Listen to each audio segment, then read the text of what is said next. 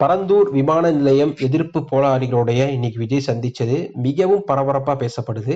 கிட்டத்தட்ட 12 கிராமங்களுடைய 5000 ஏக்கருக்கு மேல விளைநிலங்களை தமிழ்நாடு அரசாங்கம் எடுத்துதான் அதை பண்ண போறாங்க. இதன் மூலம் இயற்கையாக உள்ள பல நீர்நிலைகள் அழிய போகுது. இப்ப விஜய் என்ன பேசியிருக்காருன்னா, இந்த திட்டம் நிறைவேறிடுச்சுன்னா பல நீர்நிலைகள் அழிஞ்சிரும். ஆல்ரெடி சென்னையில பல நீர்நிலைகள் அழிச்சங்காட்டி தான் மழை வந்தா இவ்வளவு பிரச்சனை இருக்கு.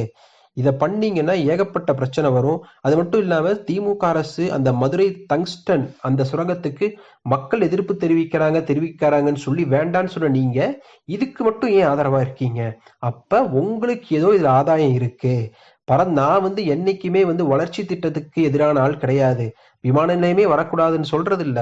ஆனா இந்த இடத்துல விமான நிலையம் நீர்நிலை அழிச்சிட்டீங்கன்னா சென்னை மூழ்க போவது உறுதி அப்படிங்கிற ரீதியில் சொல்லியிருக்காரு. இது ஒரு மிகப்பெரிய பரபரப்பா போயிட்டு இருக்கு. ஏன்னா கிட்டத்தட்ட இந்த மக்கள் 900 நாளைக்கு மேல போராடிட்டு இருக்காங்க. பெருசா நியூஸ் எல்லாம் எதுவுமே வரல. விஜயுடைய இந்த சம்பவத்துக்கு அப்புறம் இது இனி ஒரு பேசுபொருளா ஆகும் தான் எல்லா மக்களும் பேசிக்கிட்டு இருக்காங்க. ஏன்னா தேர்தலுக்கு இனி கொஞ்ச நாள் தான் இருக்கு.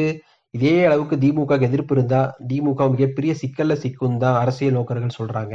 நான் சொன்ன செய்தி உங்களுக்கு பிடிச்சிருந்தா லைக் பண்ணுங்க, ஷேர் பண்ணுங்க, மறக்காம இந்த சேனலை சப்ஸ்கிரைப் பண்ணுங்க, பெல் ஐக்கானை கிளிக் பண்ணுங்க.